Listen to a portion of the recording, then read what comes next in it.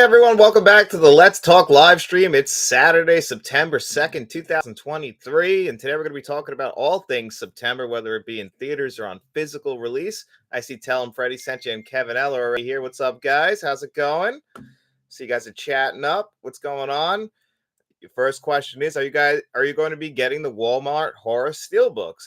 Kevin, I did see those, and I'm very tempted to get them because they are very nice looking, and there's a Walmart right by my regular job.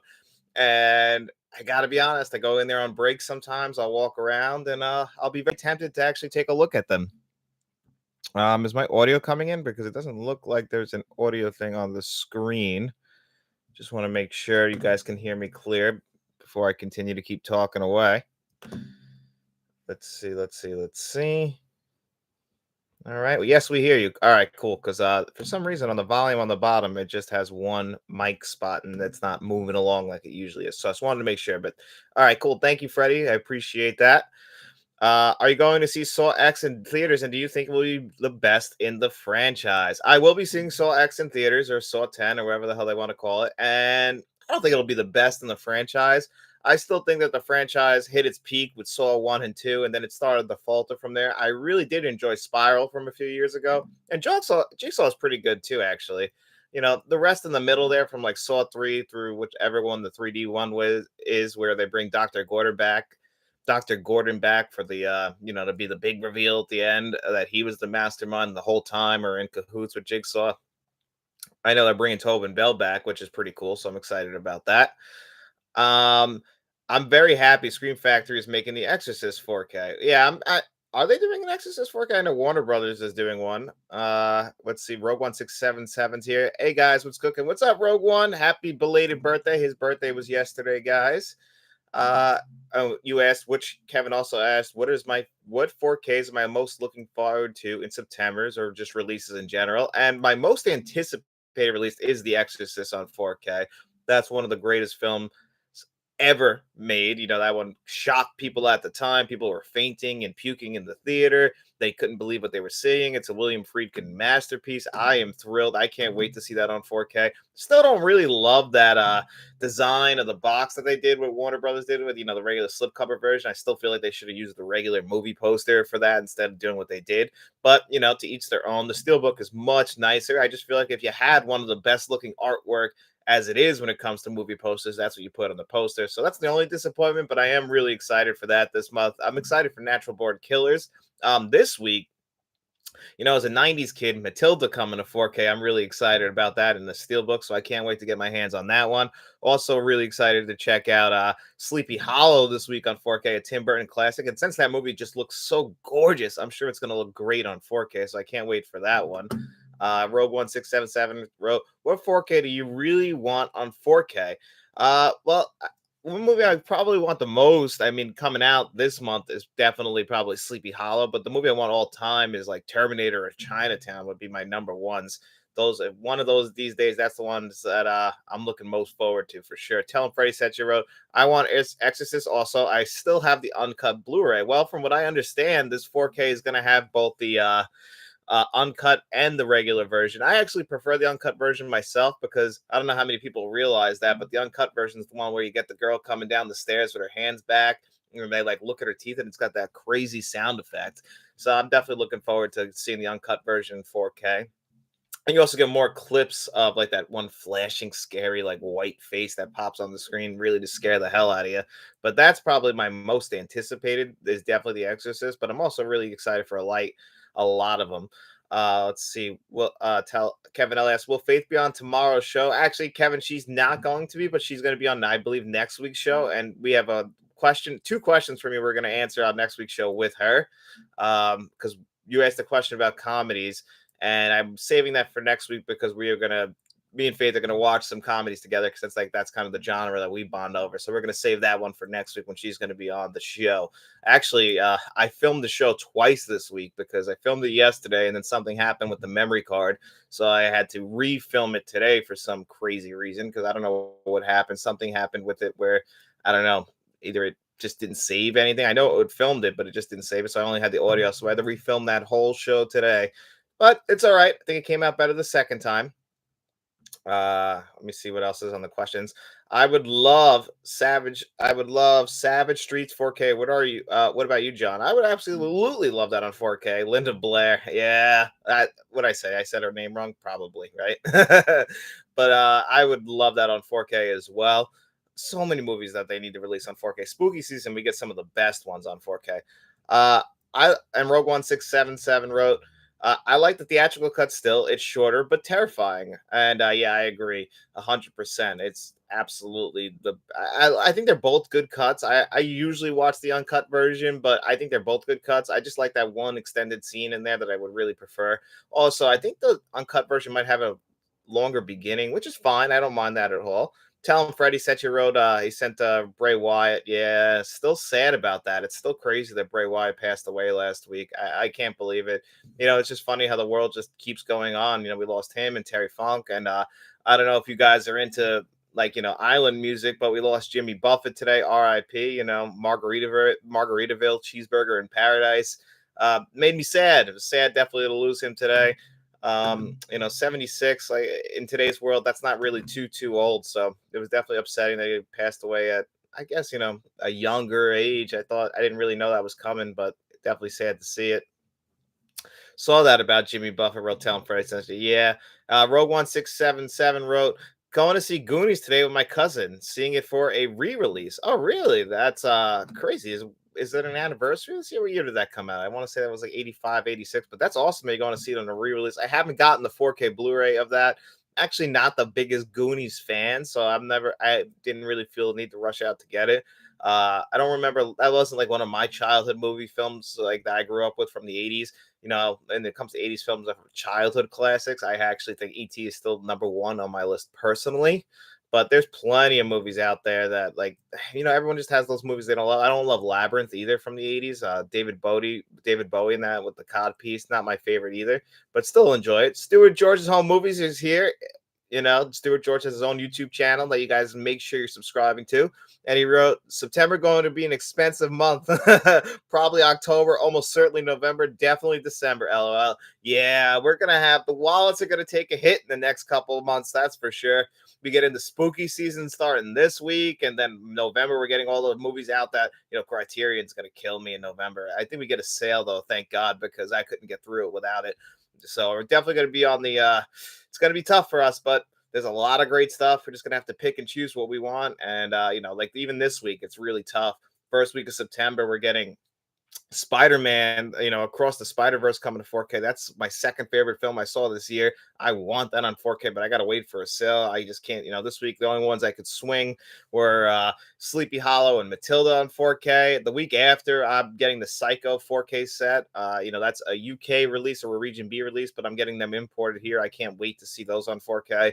I haven't seen 2 through 4 in a very, very long time. I've only seen them once in my life, so I'm looking forward to re-seeing those. Since Shamrock Balls is a huge fan of those, and he really holds the Psycho franchise in very high regard. So I'm definitely looking forward to checking those out on 4K. So that's the week after. We're also getting Batman Mask of the Phantasm on 4K. So I can't wait for that. That's probably one of the best Batman films.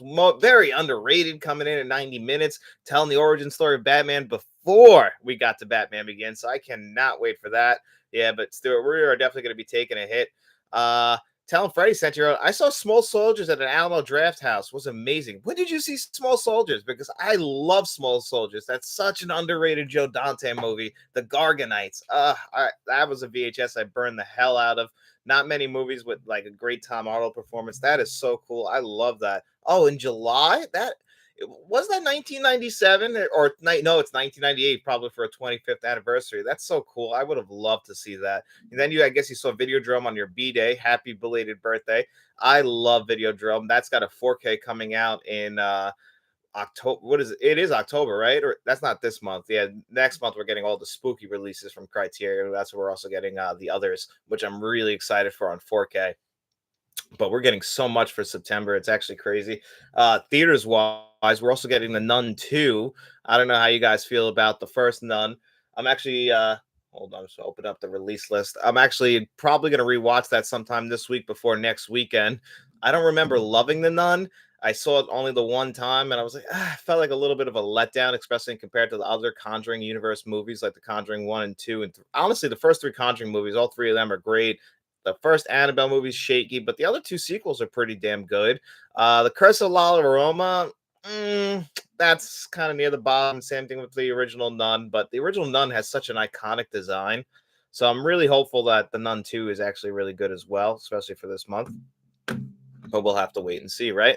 What else we got coming out this month in theaters? The Equalizer 3 is out right now. At the very end of the month, we're getting Saw X. That's really the big one. So, it's weird that they moved Saw X up a month. You would think that's October release, all the other Saw movies except for Spiral. I think Spiral actually might have come out in June or have always been October releases. The tagline I think used to be if it's Halloween, it's Saw. That used to be it back in the day. Let's see what else we got coming out this month. The Last House on the Left remake that came out. What was that, like 2000? I can't even remember. The remake of the Wes Craven classic is coming to 4K. That's coming from Arrow Video. Uh, what else we got? Hopefully, the Trauma Collection comes out this month. That's another big one of the Toxic Avengers. I can't wait for that on 4K. I don't know why. I'm not too sure why that actually got delayed. That was very strange.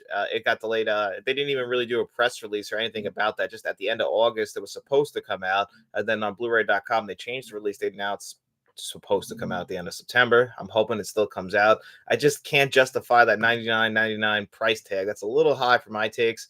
Yeah, the Toxic Avengers is expensive. Exactly. I can't spend $100 on one set when I really like just one movie in there. If I could eventually get it on a sale, I'll definitely be getting it for sure because I'm really excited about that. It's definitely a good enough movie. The first one is an 80s classic. I don't remember the other ones that well. And I definitely don't remember loving them as much as I love the first one. So I can't really justify picking that up right away. Let's see what else we got on here for the rest of we're getting Black Phone and Cocaine Bear on 4K from Paramount. That is really cool. I know people are definitely going to be disappointed who picked up the Blu-rays of those, and then Paramount choosing to double dip on us and get the 4Ks out there a little bit later than the other one should have been. But at least we're going to get them on 4K. It's always nice to have the option. Black Phone is great. It was a great movie. What was that? Sean Derrickson directed that movie. Absolutely love that one. He has a great working relationship with Ethan Hawke.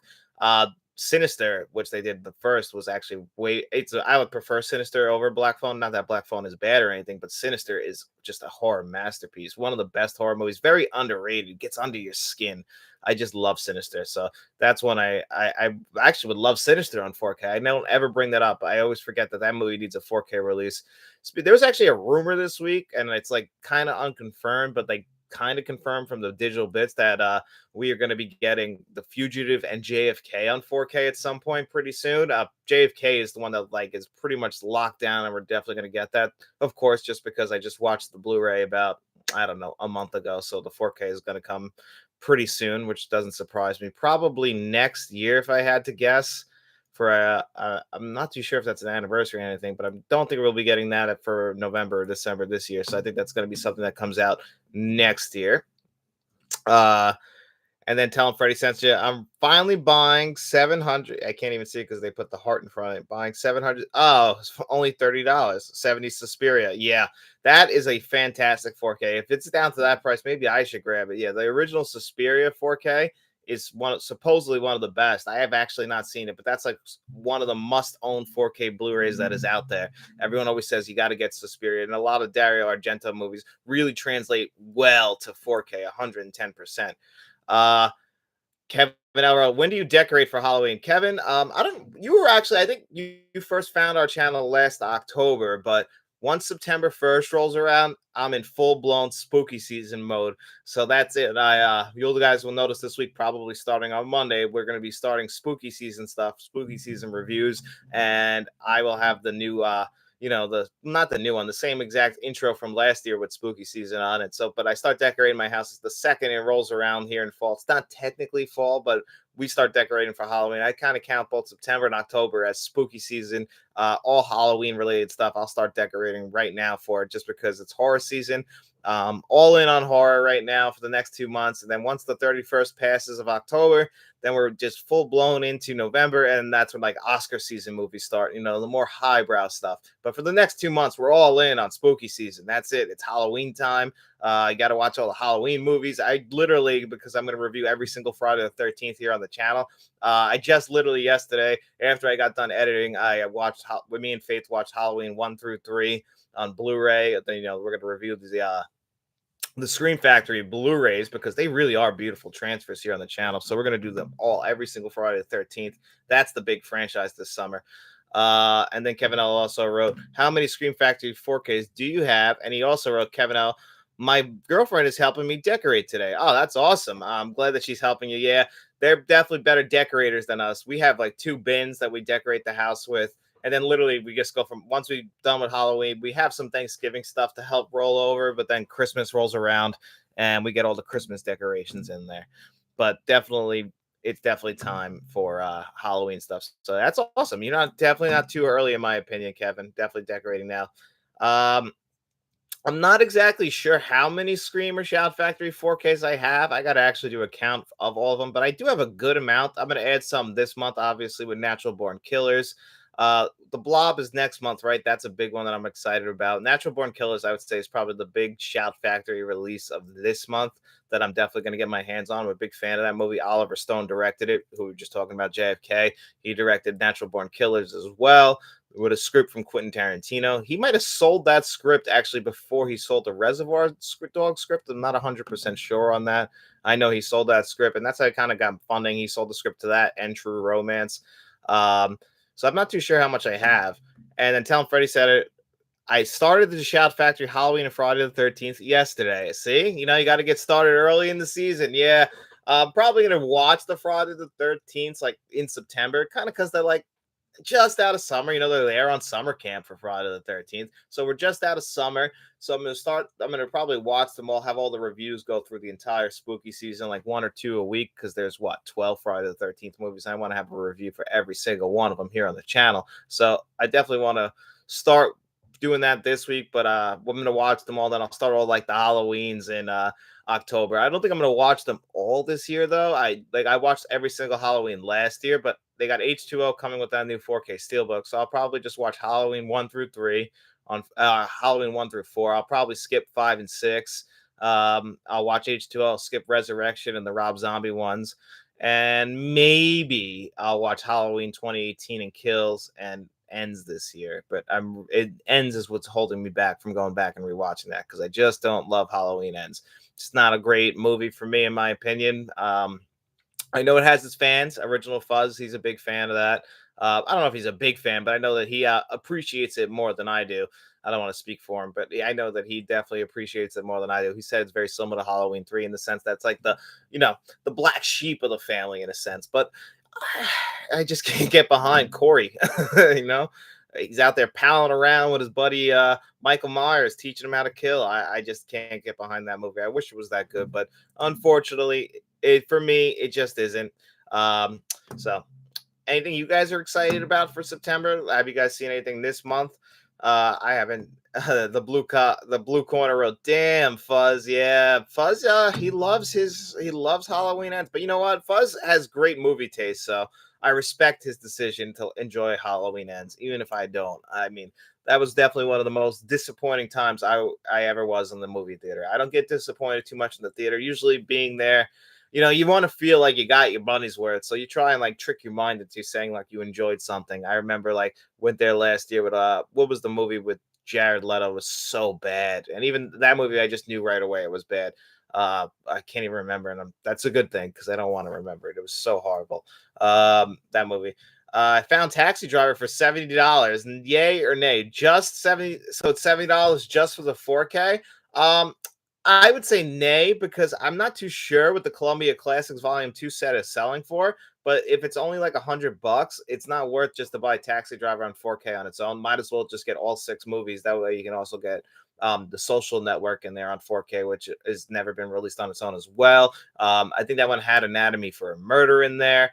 So yeah, I would say if you can get it new sealed, the Columbia Classic Volume 2 set, I'd say get that. Don't just buy Taxi Driver on its own for $70.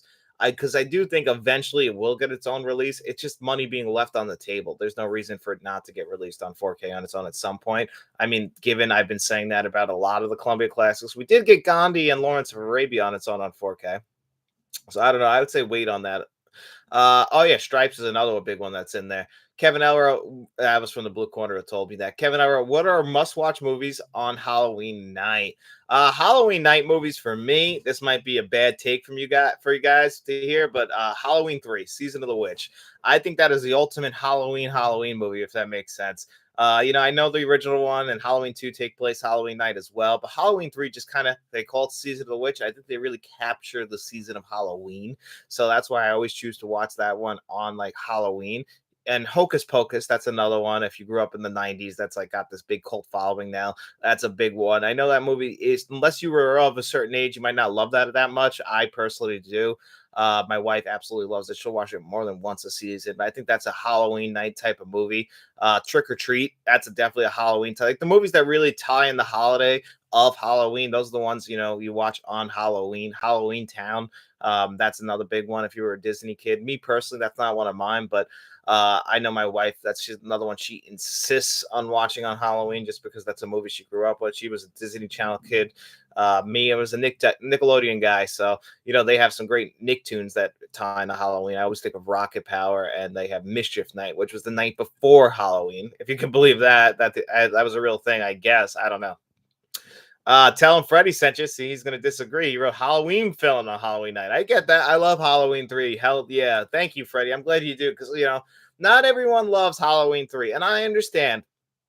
But if you take a step back and try and understand what they were trying to go for with Halloween 1 and 2, they were, a conjoined story. Really, Halloween 2 picks up right where Halloween left off. Except you can notice the mistakes that were made in continuity just because they filmed them apart. You could just see that the railing is different, the size of the grass is different. But anyway, those movies were tied in. That was supposed to end the Michael Myers story. So then when we get to Halloween 3, the original idea from John Carpenter and Deborah Hill was to have a different Halloween story, like make an anthology series out of it. So Halloween 3 Season of the Witch was supposed to be where we picked up this new anthology story, contained story, tell it, and then Halloween 4 was supposed to be something completely different, but audiences rejected that. That's how we ended up with Halloween 4 many, many years later. The franchise took a break. And that from that point on, we never really had anything that strayed too far from Michael Myers until Halloween ends with Corey.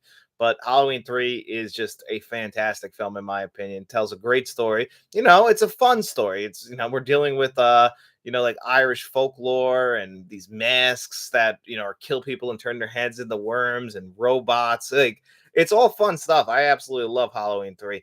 The Blue Corner wrote, yeah, Halloween isn't really a thing here, so pretty much just another ordinary month for me. I get that, the Blue Corner. I actually, I know for where you're from, that does make sense.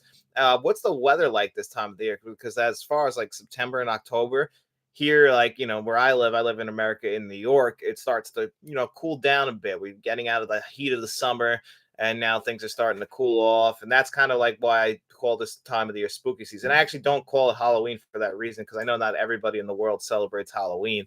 So that's the reason I do that on purpose. I don't call it Halloween season. I call it spooky season, just merely because the holiday of Halloween, believe it or not, I probably don't really get to celebrate because I work nights. So I haven't celebrated the actual holiday in years. It's just for me, like, the spirit of Halloween is what I absolutely love. So I understand what you're going through, Blue Corner. I don't want to make you feel excluded. John Doe Juggalo is here, and he wrote, hey, John, hope you're well this Saturday. What's up, John Doe Juggalo? Thanks for coming in, buddy. I really appreciate it. I'm doing pretty well, having a pretty good Saturday so far. Can't complain as of yet.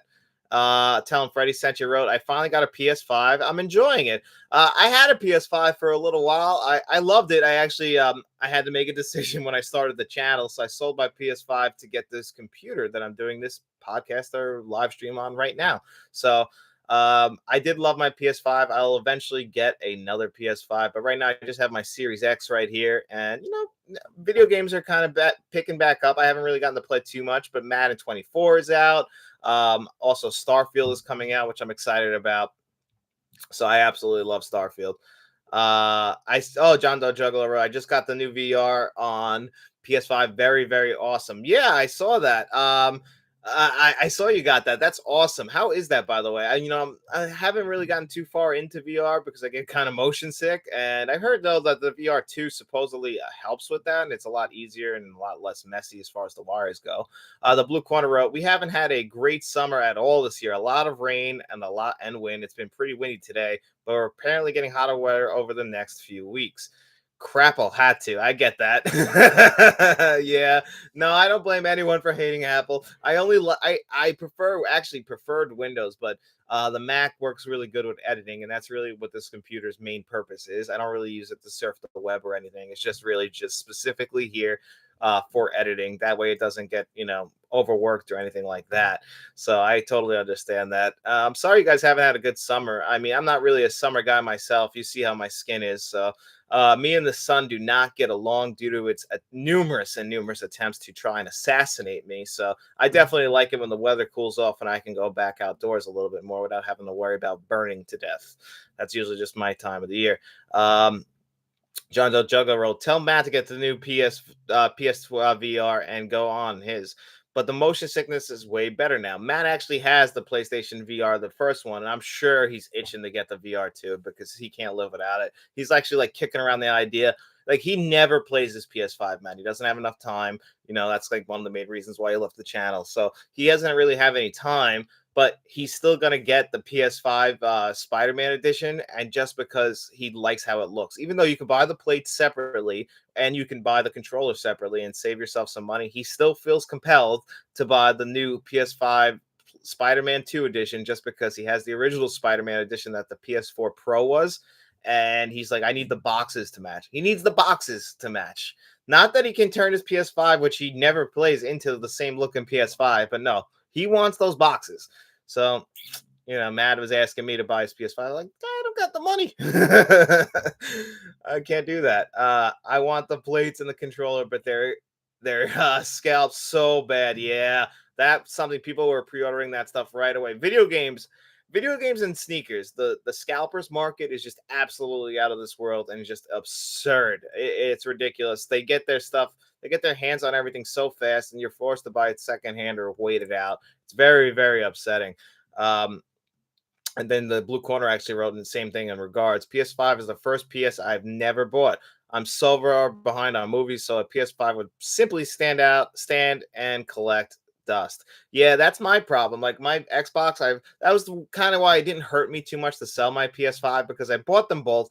Because listen, I'm terrible with money, so I charged the credit card. I bought both the PS5 and the Series X, and a few months later, it's like I really didn't need both of these. And the PS5s and Xboxes were selling so much at a premium, especially at the time. I only had it for like a couple months. I was able to sell it used for way more than I bought it for. So it kind of justified the means in a sense because I'm able to get the money back and everything at the time. And I used that to buy this computer. But my Series X doesn't even get that much use for me to justify having two consoles. The only thing that's good about the Series X and movies and everything is I can actually test out how a disc plays on an Xbox compared to a standalone Blu-ray player, 4K player rather. So that's what makes having a Series X useful. And the Series X is actually a pretty good console on its own. And as far as being a 4K Blu-ray player, I actually can recommend it if you're on a budget and you want to get the best of both worlds. The Series X is pretty damn good. You're just never going to get Dolby Vision. That's the one big problem with the PS5. Talon Freddy says, so is the new Hellraiser set have the first four? I don't think it's worth it if I have the Scarlet box. Yeah, that's actually kind of one big reason why I want that 4K set. But the thing is with Hellraiser is I only really like Hellraiser 1 and 2. Not a big Hellraiser 3 or 4 fan. I didn't have that Scarlet box set that has Hellraiser 1, 2, and 3. I have Hellraiser 1 and 2 from Arrow Video separately when they started releasing the discs on their own. I want Hellraiser 1 and 2 on 4K, but my hope is, and I'm just going to wait this out, is that they release those individually on 4K and then I can just upgrade the Arrow Blu-rays. But I just can't justify picking up the whole set when I only really like two movies. And I'm not like the biggest, gigantic Hellraiser fan as it is, but I just can't justify upgrading just to get the other two, even though, maybe I'll like him more this time around, but I'm very doubtful on that. Kevin Elroy, will Dennis ever make another appearance on the channel? You remember Dennis, Kevin? Yeah, I ask Dennis all the time. And actually, it's funny. My sister texted me before the show. She's actually going out to eat with Dennis and his wife. And she asked if I wanted to go, but I said I was doing this. And that's why I didn't see him. But Dennis is, yeah, he was in the problem with Dennis is very different from the problem with Matt. Dennis just lives all the way. I live on Long Island, so he lives all the way on the other side of Long Island, and he just couldn't like get out here much. And the thing is when you have a YouTube channel, is everybody has jobs still. Yeah, still got the regular Joe jobs. So he works and he worked different hours from me, so it made it a little bit tough for him to get out here all the time. But I understood, but I always ask him if he's open to it, especially since he's like a horror nut, especially like when it comes to the Friday the 13th franchises. That's all he really watches. That was kind of why I wanted to bring him on to begin with, was he was going to be the horror guy. Even though we all loved horror, that's all he watches. Like, I watch everything. I don't leave anything off the table. I try and see every movie possible, but he was the horror guy. So maybe one day. John Doe Juggler, movies are a cheaper hobby over video games, honestly. That's another big thing, John Doe Juggalo. Movies definitely cost a lot less than video games. One new video game is $70 before any sort of downloadable content or anything like that. And, it's really a lot easier to do movies too, as far as doing reviews. Like, if you're a video game reviewer, you really need to have an in where you can get review copies. Now, movies, you don't necessarily, a review copy is nice, but you don't necessarily need that for the channel. Like, because review copies of video games, you need them because everybody's going to get their reviews out at the window before the game comes out. Like, look at Starfield. You needed to play 60 to 100 hours to review those games. And that has to be your job. A regular person cannot do that on a schedule. If you have kids too, it's absolutely impossible. If you have to have a job, kids, and then you need to review a video game, it's just not going to happen. You're going to be way behind everybody else. All the bigger channels that get the review copies, you're just good. But in the world of movies, you can do your regular job, come home, watch a movie, review it, and have it up the next day. And the timing, as long as it comes out, I think the week of release or even later, just to help people out, I think it's a lot easier. And if you're a movie collector, again, definitely a lot cheaper than collecting physical games. Physical games, especially even in the used market, is absolutely crazy. So let's see what else everybody wrote. Tell him Freddie said, yeah, I just paid $70 for WWE 2K23 today. I've been waiting for WWE 2K23. It's just that's the reason why I haven't gotten it yet. A little bit expensive, and I bought Madden last week when I did not have the money for it, just because I get tricked by it every single year. Not when you have to import. Oh yeah, then John Juggle. Yeah, that's right. You have to. Yeah, his import fees are crazy. Uh, I don't really need to import games if that's what I was buying. 90% of what movies I buy are imported from the US and UK. So shipping and taxes, etc., get up there. Blue Corner, I don't know if you've used Diabolic DVD, but they usually have very low import fees. Actually, I've been using them to import stuff that we don't get here in America. Like, for instance, the Psycho 4K Blu-ray set that's supposed to come out next week. I might get it later, but he waives like those import fees. It's just $5 flat rate shipping and then the taxes. So I don't know. He might waive it if you buy from him. I think it's just one regular guy, him and his mother, who do that, which is awesome. So you can reach out to the person who runs that. It's like a small company, but from what I've gotten from them so far, that's how we got that Frighteners 4K. Like, he ships it perfectly fast, and for the price that he charges as far as shipping, it's really not bad for Diabolic DVD. Obviously the thing is, when you get that stuff, only the 4Ks work perfectly, but they're actually very good. Uh, let's see, $70 a game before taxes. Yeah, it's crazy what games cost nowadays. When is when is Talk to Me coming to 4K, Kevin LS? I actually I believe that's October. October, I want to say the 10th. I'm not 100% sure on that, but that is coming. It's getting a steelbook release too. I am getting that and reviewing it. Like, I missed that in theaters because the theater by me just didn't play it that long. But that is 100% a 4K that I will be getting. I've heard nothing but good things about that movie. I've heard it's very scary, but I don't get scared of movies. I really wish I did, so I'll give this one a try and hope that it gets me. But I definitely can't wait for that. So it should be coming soon. Telling Freddy wrote, I hope we get an official Freddy's Nightmare set. I hope so too, one of these days. It's crazy what Freddy Krueger has had to go through all this time. The Blue Corner Row, yeah, I know. Diabolic very well, but sadly they are not IOSS registered, so anything I order from them will get caught in customs. Ah, really? That's terrible. I'm sorry, man. I didn't know that. Once I started using that, obviously I was praising them. I didn't realize you couldn't even use them. That sucks. Because as far as anything's imported, what I had to find them. Frank Rodriguez told me about them, and once I found them, I just find they just do a great job importing stuff. At least to where I live. I know where you live, it's a little bit tougher. Kevin Alva, are you going to get Infinity Pool 4K Steelbook? Not right away. As far as what was that? Brendan Cronenberg, David Cronenberg's son.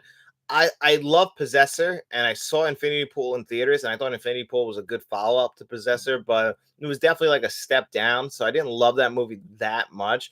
I do want to get it on 4K eventually, just because I did enjoy the movie, and Maya Goth is amazing in it. Like, she's amazing in everything. If you guys saw X and Pearl last year, she was fantastic, standout performance. So I am looking forward to getting that, but I just can't rush out to get it right now just because I can't justify the price of that.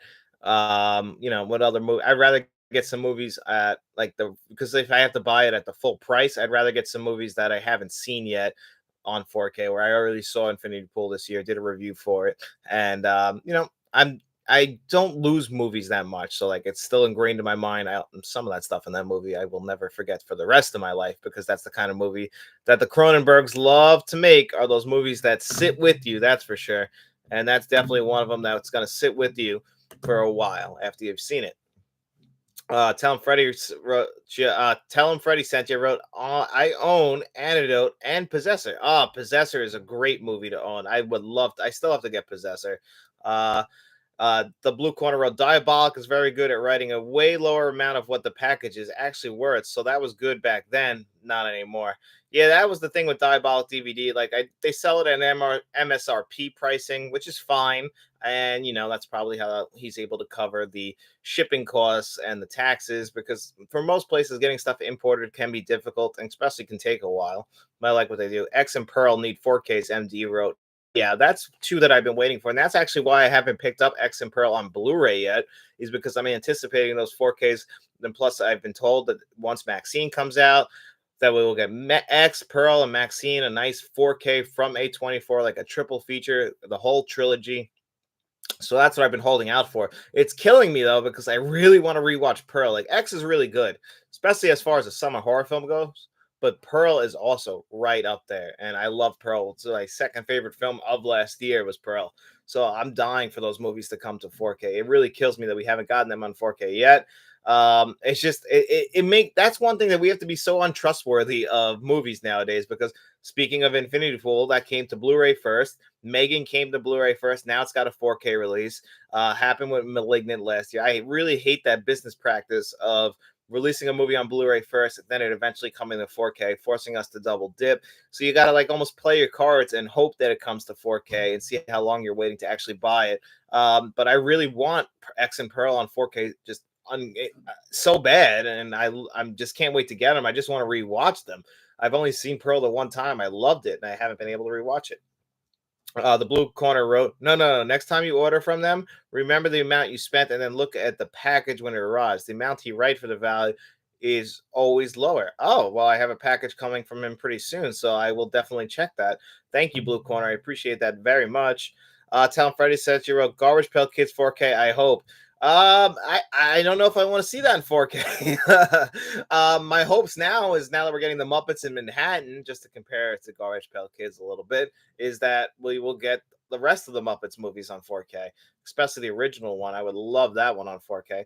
Well, Kevin Alvaro, what is the weirdest movie of the year? I haven't seen Bottoms yet, but I heard that was a pretty strange movie, like kind of like a throwback to movies like Heathers. But for me, it's gonna be Infinity Pool. That was definitely a very strange movie. I don't know if you've actually seen that yet, Kevin. That movie was just weird. Not the weirdest movie I've ever seen. It's kind of in line with a Cronenberg movie, but what that movie was tackling was very strange. I enjoyed it, but definitely very strange. And just it gave you such anxiety. I had anxiety from that movie, which is unbelievable. The Blue Corner Row doesn't really matter to you, but back we could get packages with a value of under $12. It was very useful. I can imagine.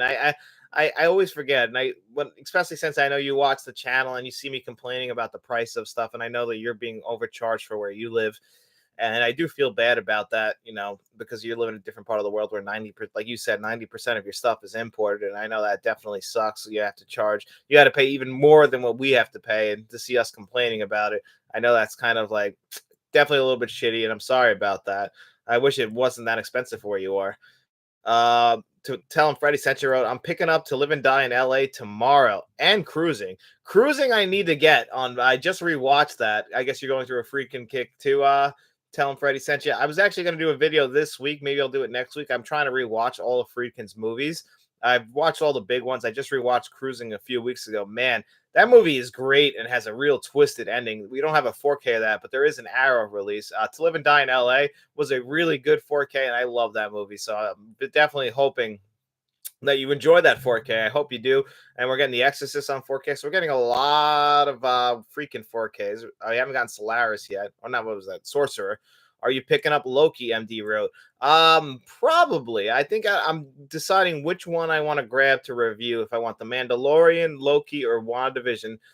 I'm leaning kind of towards WandaVision just because that's a kind of a closed loop story. Like Loki, we have season 2 coming out. Mandalorian, same thing. Only seasons 1 and 2 have come to 4K and not 3. So I'm trying to decide because I can't get them all, but I do want to do a review of them. And then the blue corner wrote, I'm used to it by now. But yes, YouTube without a doubt gets a lot of the blame for how my collecting has changed over the years. Yeah, I understand that because I feel like most of the people who do reviews are either in the US or UK as far as like 4K reviews go. So I'm sure you don't have anyone like near you doing reviews that can actually give it more of a fair price around where you are. But like the rest of us, we kind of just complain about because US and UK prices usually match up pretty well. I would have to say we're very comparable, US and UK. Canadian pricing, same. They have a different type of tax on it too, from what I understand, where they probably pay a little bit more than us as well.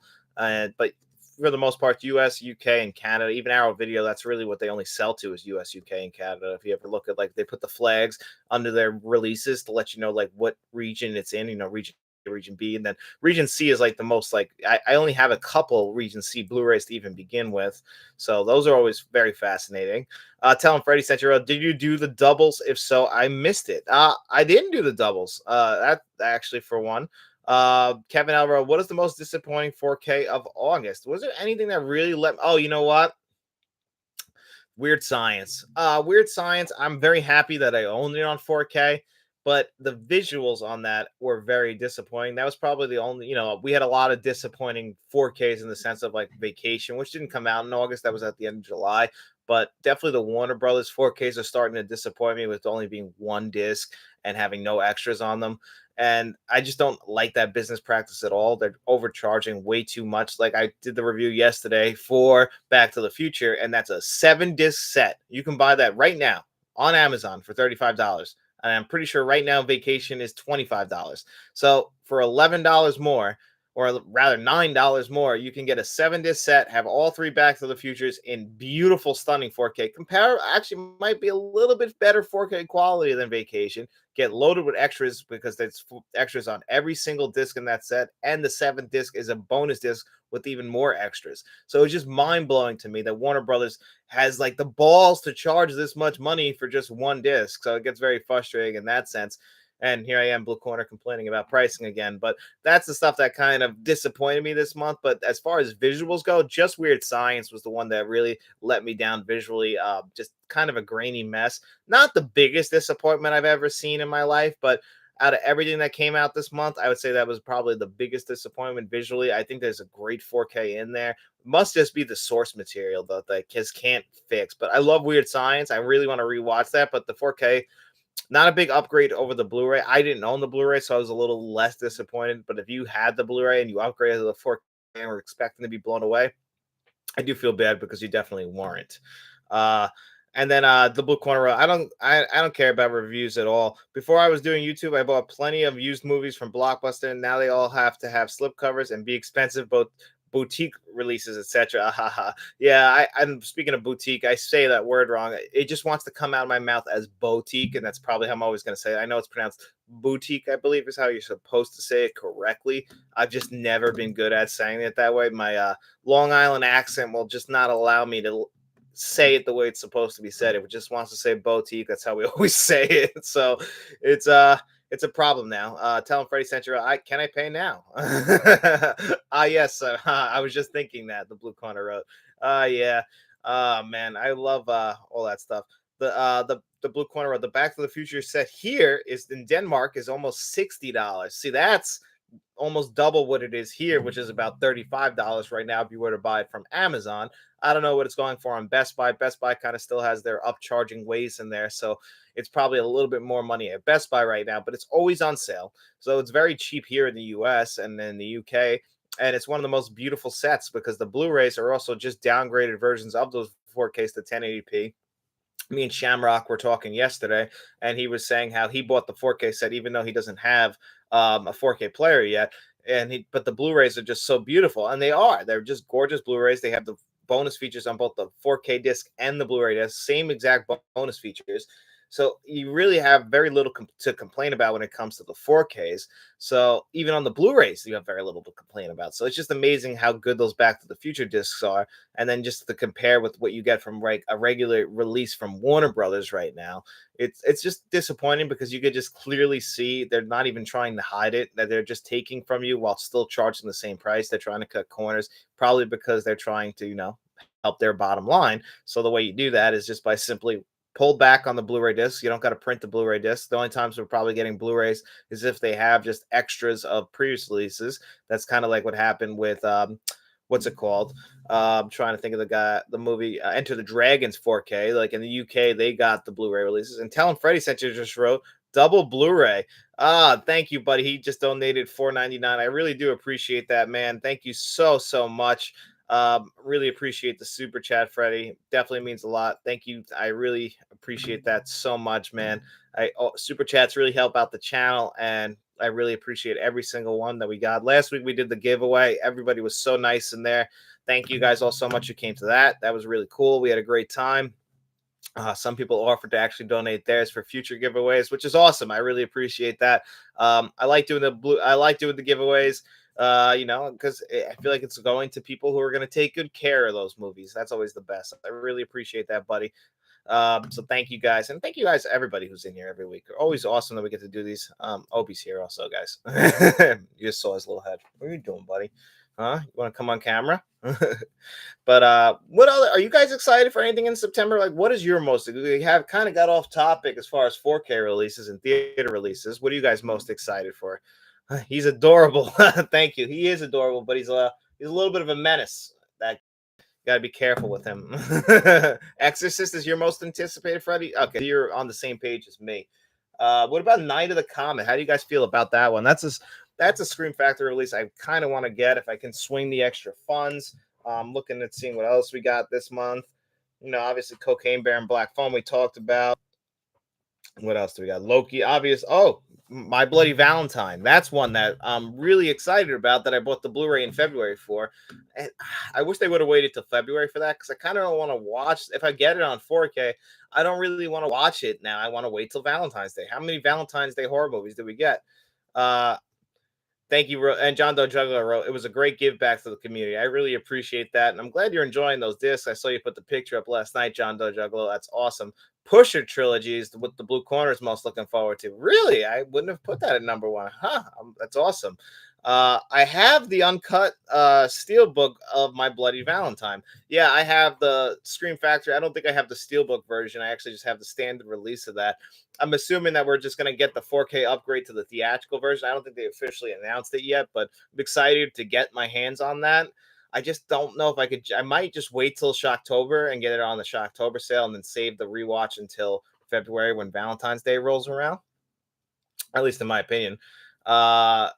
Scott Pink wrote, looking to check out La Bamba by Criterion. Comes out 9/26, I believe. I am very excited for La Bamba. I'm a little disappointed that it's not coming to 4K. I might actually still get that at the end of this month just because I personally love that movie. And the song La Bamba is a Stone Cold classic that I still listen to at least once a week. So I'm definitely very excited for La Bamba, Scott. Tell him Freddie sent you a wrote. Also, I watch New Year's Evil every New Year's. LOL. Yeah, that's another movie that there isn't too many holiday. There's not even a lot of New Year's movies in general, as far as it goes. Actually, what I watch every New Year is Father of the Bride. Has nothing to do in New Year's, but for some reason kind of feels like New Year's. I guess just because of the party. But I always watch the Steve Martin Father of the Bride movies on New Year's, both of them because I like them. John the Juggler, yeah, and some of the new others are going to be great Xmas gifts. I'm truly appreciative. I appreciate that, John Doe Juggler. You definitely deserve it, man. You've been so supportive of the channel. All you guys are always so supportive, and any way I can give back to you guys, I try to do. I just appreciate all your support. Like I could never do this without all your support. So it definitely means the world to me. So thank you guys all so much, especially all you guys coming in the live show every single Saturday. Eventually I'll get a different Joe job and I'll be able to do them more during the week at night. But I'm always at work at night when everybody else is like, that's when the big live streams are, like on Tuesday and Wednesday. But I'm a working man. Gotta go to, make the money, pay the bills. It's the way she goes. The blue corner wrote, "Well, you're not a Dane getting a Danish set from a different country. That's true. You're right. I am not. But I can appreciate why that would be what you're looking forward to most. The blue corner." Scott Pink also wrote, "October has some good releases. The Exorcist 4K. Yep. Oops, LOL. October has some good releases too. The Exorcist 4K and Cujo. Are you getting those?" I am definitely getting The Exorcist on 4K. There's a lot I'm getting in October. October is probably the month that might put me out of business as far as living because I'm going to be buying so many 4Ks. I mean, Rosemary's Baby, the others on 4K, Video Drone on 4K. There's just the Blob on 4K. I'm still deciding if I should get Pumpkinhead on 4K. I mean, there's so much. And then the Shocktober sale happens in October. October, obviously. There's just so much coming to 4K. October is going to be a killer month. We'll do another one of these videos once October rolls around to talk about the October releases. But Cujo, you're speaking to me because I knew they were going to do that. I have to get Cujo on 4K. I love Cujo, although I've said it before and I'll say it again. I had a Saint Bernard, the friendliest dog I ever had, and also one of the dumbest dogs I ever had. So I just cannot believe that's the dog that plays Cujo. In my opinion, it's just always mind blowing to me. And then Kevin L wrote, "I'm excited for I Still Know What You Did Last Summer." Oh, Kevin, I might have to review that for you, man, because I'm not a big fan of I Know What You Did Last Summer or I Still Know What You Did Last Summer, which me and my wife fight about all the time because she's a big fan of those movies. They're not for me, but she loves them. Hi, Faith. Oh, Faith's on here. Oh, hey, Faith, welcome. The Danish in the blue corner wrote, "The Danish company that actually made the movies work won't even put them out in HD here. So yeah, gotta go to Australia for a Danish set of movies in HD. Fun times." That is ridiculous. You have to actually go out of your own country to buy movies that are made in your country. Oh my god, that is the most frustrating thing I've ever heard. I would definitely be, I'd be livid, buddy. I definitely would be if that was me. Blob and Pumpkinhead for me. When is Mission Impossible coming to 4K? Tell him Freddie sent you is the one who's looking forward to the Blob and Pumpkinhead. I might have to get Pumpkinhead. I don't remember it, but I definitely think that I've heard it's great, so I'm gonna have to probably do that one. When is Mission Impossible coming to 4K? It's really weird, right, that they haven't announced that. I'm gonna guess that they would want it out before Christmas to make up their money, so I'm gonna guess we'll get an announcement pretty soon of it coming out in November, Kevin. But that's my best guess. Are you getting Air on Blu-ray? 100%. I'll be getting Air on Blu-ray. I also want to get that's coming out this month is that one movie I can't think of the name. It's one of the best movies of the year too, but it starts with a P. Past Lives. Past Lives from A24 is getting a Blu-ray release this month, and I was gonna wait till it eventually gets a 4K release because they're saying it's one of the best movies of the year. I think I'm gonna still get that on Blu-ray because I haven't seen it yet, and I could do a review for the channel for it. And I just want to see the movie. I heard it's freaking fantastic, and that's definitely a movie that's like right up my alley. A movie that's like gonna make you look back on your own life. Movies like that are just, obviously they're full blown dramas, but I'm very interested in seeing that. So Past Lives, I'm looking forward to. Scott Pinker wrote, "Laugh out loud, no doubt. I forgot about Rosemary's Baby and Pumpkinhead. Never seen Pumpkinhead, but I remember how popular it was when it came out, so I may pick that one up too. LOL." Yeah, I've only seen Pumpkinhead once, Scott, and I honestly can't remember it at all, which means it didn't leave an impact on me. But I obviously probably owe it a rewatch if I can't remember the movie. So I'm gonna have to. I might pick that one up depending on how October looks as far as funds. Definitely the Blob is my number one from Scream Factory for October. Uh, I know people are excited for Demons of the Night. John Doe Juggler wrote to Faith. Hi Faith. Kevin L wrote, "Are you going to do full? Are you going to do YouTube full time soon?" I personally I can't do it full time soon yet. Like it's really just I'd have to balance out what my job pays me. Um, don't have the money to like fully commit at the current time. One day I definitely would love to do this full time. My goal is I'm 31 years old right now. They always say that it takes about 5 years to fully grow a YouTube community and have that be your full-time job. So if I could have this be my full-time job by the time I'm 35, I would definitely be happy with that.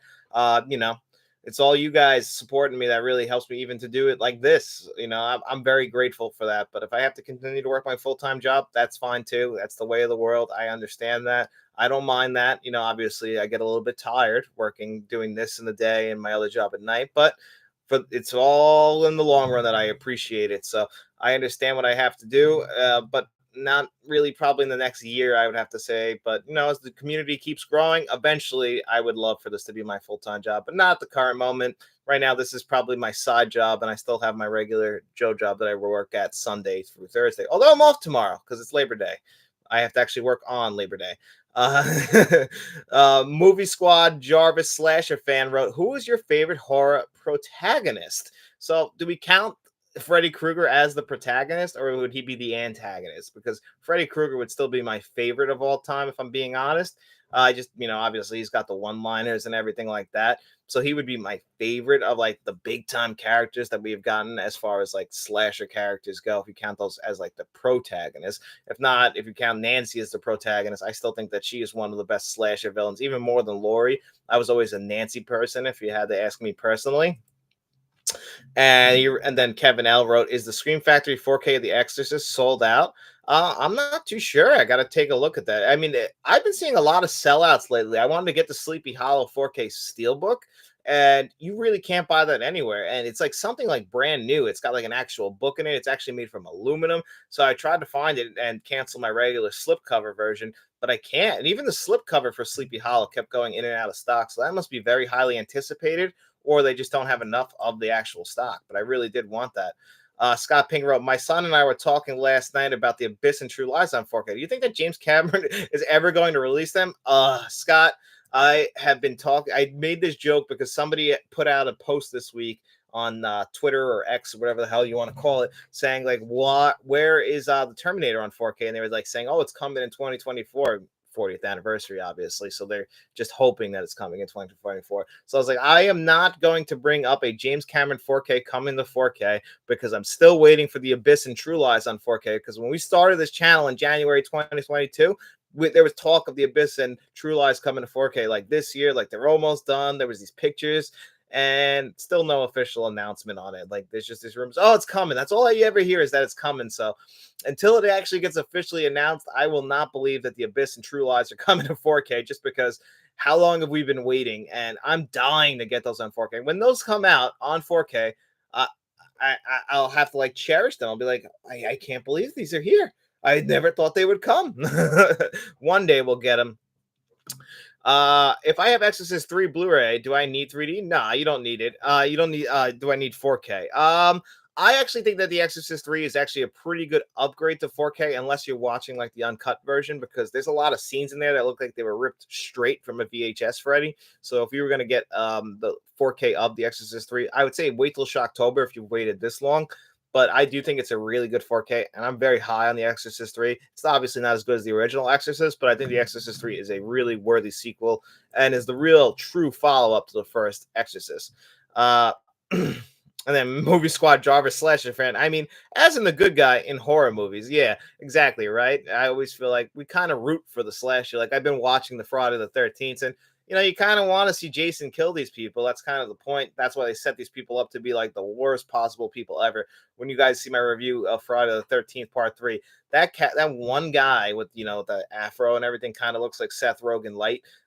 He is just the worst. Like he's a terrible person, and he tries to manipulate everybody by gaslighting and everything. That guy, I'm not rooting for you ever in Friday the 13th Part 3. If you guys know what I'm talking about. Kevin Elroy, I heard Indiana Jones isn't getting a 4K or a Blu-ray. Well, we haven't gotten an official announcement yet, Kevin. And that really doesn't surprise me. It's Disney. They sometimes just lack logic. I really hope that there's a 4K release of that because of the other four on 4K. They're gorgeous 4Ks. Let's hope we get them on 4K. Obviously, the other ones weren't put out by Disney, so they're a little bit different. Or at least the scans weren't done by Disney. And since we haven't gotten an announcement of it coming to 4K yet, Dial of Destiny, so I guess we probably that does make sense that it probably isn't coming. And if it is coming, it probably won't be the next year. But that movie lost so much money for Disney. I'm sure that they're just trying to get it out of their head. And they just said, screw it, put it on digital. That way, all they got to do is transfer the file. They don't got to print discs, don't got to make cases. And Disney's right now is in full money save mode. They raised the price of Disney Plus, so that's the way that they're going at the current moment, sadly. So I'm not surprised that there is no announcement yet or if we're even going to get one for Indiana Jones and the Dial of Destiny. And then Tell him Freddie sent you wrote, damn, Kevin L. The Blue Corner wrote, wow, HD still has The Exorcist 3 4K. Yeah, I mean, I can recommend it. I truly love The Exorcist 4K. Scott Pink wrote, yep, they keep taking they keep talking, but no official word. Yeah, there is just no official word yet of The Abyss and True Lies coming to 4K Blu-ray. I don't know why. Like that just feels it has to be James Cameron, right? I know that James Cameron kind of has that Disney deal now, especially because of the Avatar stuff, but it has to be him holding it up. All we've gotten from James Cameron films on 4K are Terminator 2. And that's, and the Avatar movies, obviously. But as far as his like back catalog, we got Terminator 2, which is widely considered one of the worst scanned 4Ks ever. And I own it twice on 4K. That's a me problem. But we still need the rest of the movies on 4K. And True Lies and the Abyss never even made it to Blu-rays. I don't know why. Like, he should be proud of those movies. If I made those movies, I'd be so proud. I love both of those movies. Not as much as the Terminator, but they're still very good James Cameron movies. I mean, True Lies is a great 90s action spy thriller. I mean, who doesn't want to watch that? And it's just a great summer blockbuster. The Abyss, a great sci-fi film, in my opinion.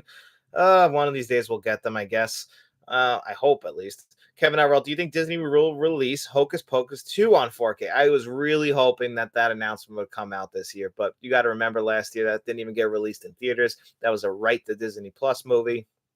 I'm sure. I mean, it looked like it was made pretty expensive. I would think that they would want to release it, make more money, but I guess they don't see the value in that. But I thought 1 year removed from it being released digitally on Disney Plus, we would get it on 4K this year. But unfortunately, it doesn't look like that's going to be the case. So I was hoping we'd get it. If we didn't get an announcement for it for October, I don't foresee it coming out anytime soon on 4K. I hope I'm wrong, but I hope we do get it on 4K, but it doesn't look like that's going to be happening anytime soon, which is very disappointing. But also, it's Disney. So again, they're just all over the place with their physical releases. Like sometimes they're doing really good work, sometimes they're doing bad work. Like we got that announcement that I'll dive more into tomorrow's show with the Sleepy Hollow, Snow White and the Seven Dwarfs coming to 4K. I'm really excited about that. Disney, like when they want to, it looks like they'll dive head first into like restorations of like their classic films like Cinderella or Snow White. But like I would have thought that Cinderella or Snow White would be perfect for a Criterion release. Last they released Wall-E on 4K, so you would have thought maybe we would have had some big announcement this year of them working together for November. But it looks like that was just a one-off Wall-E, which is unfortunate because I would love to see Disney work with Criterion again for some of their classic lineup, especially when it comes to animation. There's so much there, but it looks like they would rather go first party with themselves. And if as long as we get good quality stuff like we did with The Nightmare Before Christmas, I'm game for that. So let's hope that they keep doing it. Tell him Freddie sent you wrote Disney is the worst with 4K. They can be the best if they want to, Freddie. They choose not to be. They choose to withhold certain features. They choose to cut corners whenever they can. And it's just very disappointing. But when Disney wants to, like The Nightmare Before Christmas last week, they can put out a super high quality 4K disc. They just choose not to go that route, unfortunately. Movie Squad Jarvis / a fan wrote, Tommy Jarvis is my favorite horror protagonist. I love Tommy Jarvis. He is fantastic. His arc through the Friday the 13th films is amazing. I truly love, from the time we get, the final nightmare to a new beginning, which I really think is a very underrated film, in my opinion. I know that a lot of people can't get past the fact that we don't have Jason in it, and it's just a new person doing the serial killing, and maybe they don't like the twist ending of it. I'm not going to spoil it here in case anyone hasn't seen A New Beginning, but then bringing him back in my favorite one, which is Jason Lives. I do love that three-film arc of Tommy Jarvis. I think he's a fantastic protagonist. Definitely love his work. I mean, obviously the actor isn't consistent through the three films, but I don't think it hurts it. I mean, the Friday the 13th films, you can just watch them in a bubble, so you don't really have to, you can just pull one off and watch them. You don't have to get too invested, but I do think you should watch 4, 5, and 6 in a bubble because I think it actually is a great trilogy of Friday the 13th movies, even if you can't get past the fact that you don't get Jason in A New Beginning. And Movie Squad Jarvis Slasher fan in response to this wrote, in your mind, who do you think played the best Tommy Jarvis? I actually I like the guy in six. That guy is probably my favorite. I don't know what his real name is, but I really like that guy. The guy from A New Beginning is funny because he's the same actor from Return of the Living Dead, which I absolutely love that movie too. And I think they're the same year. But the guy in Jason Lives, I think he had the most personality, even more than Corey Feldman in the final night, not the final nightmare, in the final Friday, as it is. I thought Corey Feldman was fine in that movie, but he has better performances. I prefer the one in Jason Lives, and it could be just that I'm biased kind of towards Jason Lives because it is my favorite Friday the 13th film. MD wrote, I saw Rudy Forkier's Steelbook announced today, November 14th. Yes, it was. I talk more about this in tomorrow's show, MDV, about Rudy, but just to give you a little bit of spoiler here, I'm not the biggest Rudy fan. It's not my favorite football movie. I know that people are probably not going to like that, but I just don't love Rudy. My dad loves Rudy though, but I've seen, it's a good movie. I just don't think it's the best sports movie. It's, kind of a stereotypical sports movie, but it's just not one of my personal favorites. But yeah, that got announced for November 14th, being done by Sony of all studios, which means that it's probably going to be a really good disc because Sony usually does some of the best transfers out there. So you might, if you're a fan of Rudy, you were definitely going to be in good hands with that one. Sean Astin, John Favreau, Vince Vaughn. All that was year is that movie, 1993, I want to say. It's definitely early 90s type of movie. Just not my favorite sports movie. Definitely not my favorite football movie, but I know a lot of people love Rudy. Movie Squad Jarvis Slasher fan wrote, Corey Feldman and Tom Matthews are the best Tommy Jarvises. I hated the guy who played Tommy Jarvis in Friday the 13th. 5. So yeah, that's the New Beginning guy. Yeah, that guy, because he wasn't really talking. He was kind of like a mute, which is weird because the actor himself, he does almost a reverse of that, and he's always talking in Return of the Living Dead. So it's very strange that he's like so quiet and like I mean, I get it. He's supposed to be playing this traumatized character, obviously, because Corey Feldman was left off like that. Cut his hair at the very end of the Friday the 13th before that. So he was a mess, and I get that that's what they're going for in the fifth one. And then the sixth one, he's an escape mental patient, but they really gave him a lot more personality in Jason Lives. I mean, that movie is kind of where I feel like the Friday the 13th franchise took off for me personally. That's why I really love that movie. I feel like that's where the franchise started to become a fun horror franchise. But you really got into it. You really got to like enjoy the movies. I'm just literally I'm rewatching them now, and I feel like the first two films are some of my least favorite just because of the pacing of them, and I just don't really enjoy them that much. But once we get to 3 and the movie franchise starts to get a lot more fun, but then it really attached a rocket to its ass once you get to Jason Lives, in my opinion. So that's why Jason Lives is my favorite of them, and then they just kind of play around in that same sandbox right after that where I really enjoy it.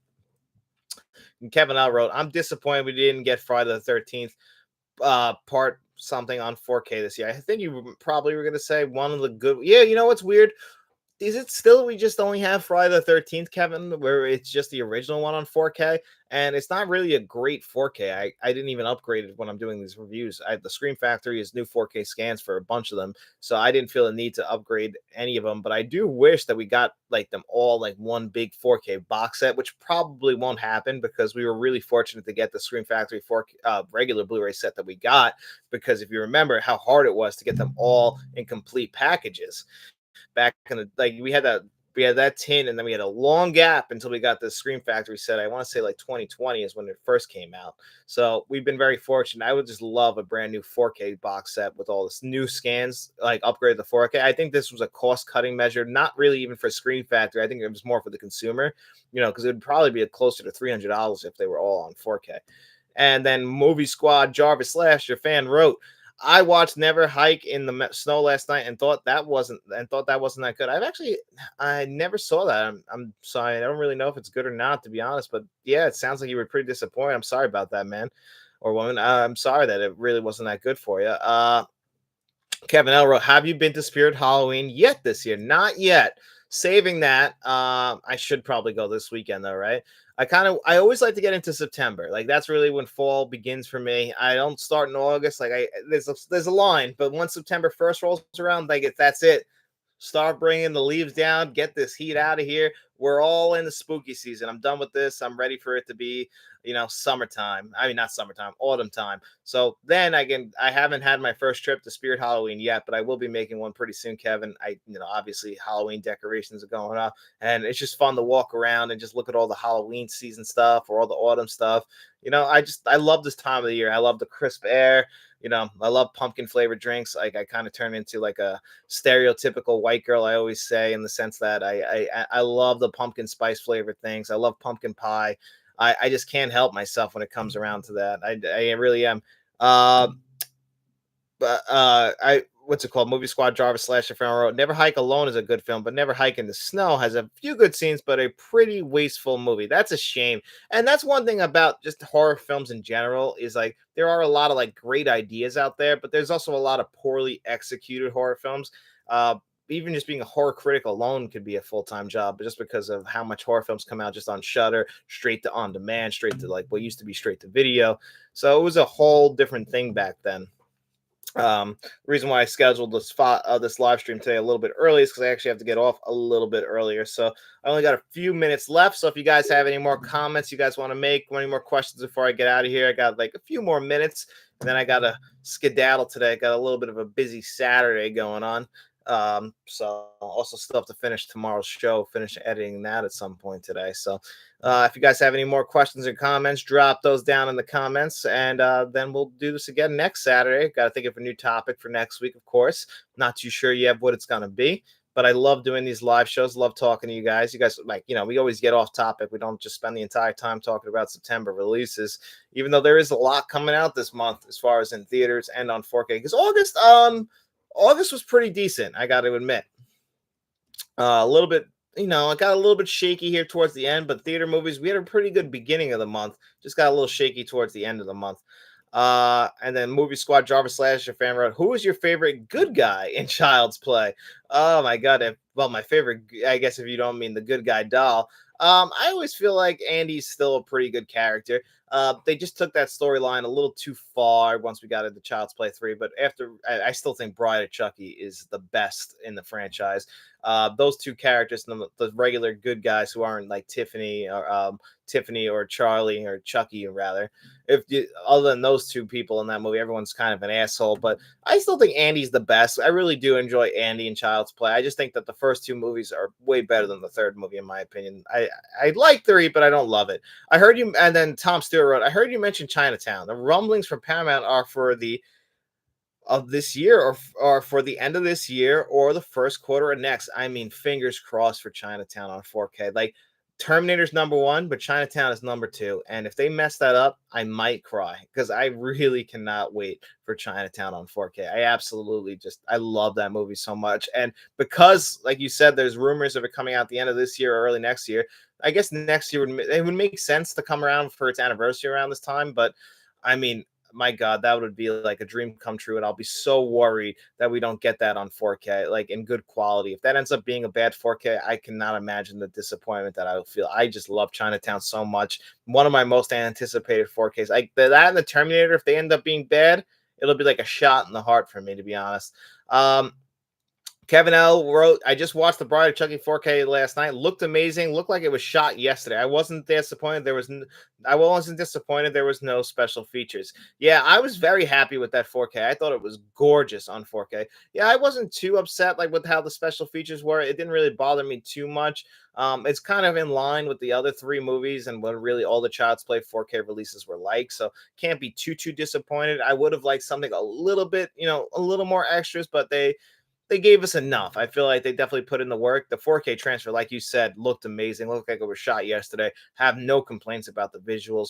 I mean, minor stuff is really the best way to describe that. I would have just liked a new audio track. It's a little bit disappointing that the same audio track has been following around. At least it's a good audio track, but an updated one would have definitely been cool. A lot of rain in that movie. Can you imagine the Atmos with the thunder and everything? Ugh, could have been done so well. One day.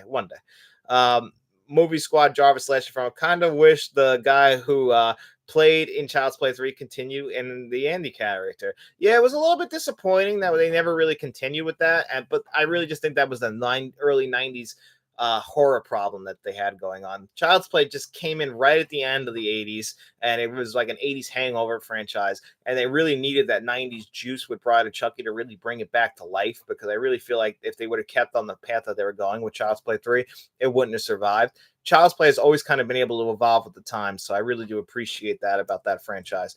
Um, and then John Doe Juggalo also wrote, "Have a great week, John. You too, John Doe Juggalo. Thanks for showing up for the live stream." And then MD wrote, "I think Curse is underrated, especially since it was direct to DVD." Yeah, no, Curse and Call to Chucky are good. I don't love them. It's just like I know that people really do love those movies, and they also kind of spun around into the Chucky sci-fi series, which I actually haven't watched. I even like the 2019 Child's Play. It's just that Child's Play I wouldn't say is in my top tier horror franchises. It's like kind of down there, like in tier B, where there's certain movies in the franchise I absolutely love, like Child's Play 1 and 2 and Bride of Chucky. Those three movies for me are fantastic. I can rewatch those every year. I usually I rewatch Bride of Chucky every single year. I rewatched it pretty early this year because of the 4K review. I will actually probably watch it again. And, it's a tight 90 minutes, very fast paced, really good movie.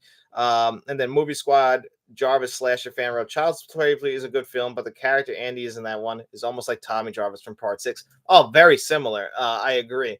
And also the thing with Andy is that nobody ever believes him, and it's just like really hard to believe that nobody like really is caught on to this. It's almost like how like in Toy Story the dolls just die when they're not in the room, and like sometimes that stuff gets a little bit frustrating with all the Child's Play movies. Is like nobody believes in them. We got to come around.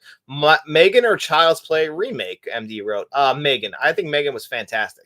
Not the greatest horror film I ever saw, but I really enjoyed that movie. I just would have liked a little bit more fun, if that makes sense. Like they had its moments where like I felt like they were leaning into it, like it almost became like Malignant in a way, because that's one thing why I love Malignant. Great 4K, by the way, is like they never took it too seriously, and I think that's why people were disappointed. I think they were expecting like a James Wan movie in line with more like The Conjuring or Saw, and that one was a little bit more fun and a little silly at points where it wasn't supposed to be taken too seriously. But Megan, I really love Megan. Let's see, what time is it? Yeah, so anyway, guys, I got to get out of here today, so I will see you guys all next week for the live show, but there will be plenty of episodes this week on the regular channel. Because of the holiday here with Labor Day on Monday, I'll let you guys all know. I probably won't have any of the new 4K reviews for Matilda and Sleepy Hollow till Wednesday or Thursday, because they're both not going to get here until Tuesday or Wednesday, because unfortunately they didn't come today, and everything with the post office being closed for the holiday. Won't have that stuff out until later in the week. So Monday and Tuesday, I'll have my first review for Friday the 13th, and I'm doing a review for Lorenzo Harris, Man of God. He wanted Predator. He wanted the Predator 4K review, and I'm more than happy to oblige. So you'll have a full review for Predator this week, and I'll start reviewing the Friday the 13th. It'll be full-blown spooky season, so hopefully you guys are ready for that. And so the channel should be a lot of fun going forward for all the horror fans. So definitely looking forward to that. Hope you guys enjoy it. And thank you guys all so much. Thank you, Tell 'em Freddy sent you for the super chat. Thank you, MD, Kevin L, Movie Squad Jarvis Slasher fan, MD, everybody who's in here right now. Tell 'em Freddy sent you, Scott Pink, Faith Williams, my wife, Kevin L, if I didn't say your name. I really appreciate you guys all so much. Make sure you guys enjoy your day, enjoy the weekend. If you get the extra holiday off, hope you guys enjoy that, and we will be seeing you around.